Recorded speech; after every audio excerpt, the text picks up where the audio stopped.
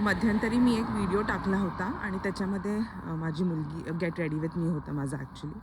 आणि मी तयार होताना माझी मुलगी आली त्या व्हिडिओमध्ये आणि माझ्या मुलीनी थोडासा मेकअप केला होता आणि तिने हेअर कर्ल केले होते तिचे. तर मला कमेंट आली होती की मॅम तुमच्या मुलीच्या स्कूलमध्ये तिला मेकअप अलाउड आहे का आणि केसाची स्टाईल करणं अलाउड आहे का. तर मी म्हटलं मी ह्याच्यावर तुम्हाला एक थोडंसं इन्फॉर्मेटिव्ह व्हिडिओ बनवते आज.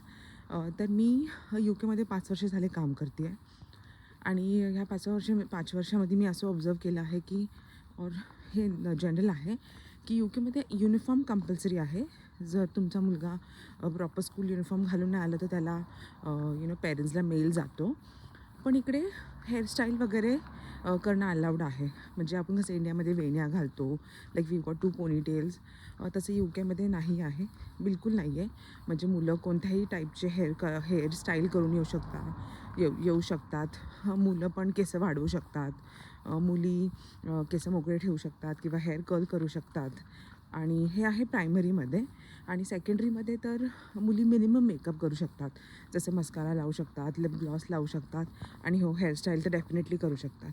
तर असं कंपल्सरी नाही आहे UKमध्ये की 2 वेण्या घालूनच जायचं स्कूलला. तर इकडे तुम्ही हेअरस्टाईल करू शकता, पण हो युनिफॉर्म इज अ मस्ट. तर जर तुम्हाला माझा आजचा व्हिडिओ आवडला तर माझ्या व्हिडिओला लाईक करा आणि take care and God bless. मी चालले आता कामाला.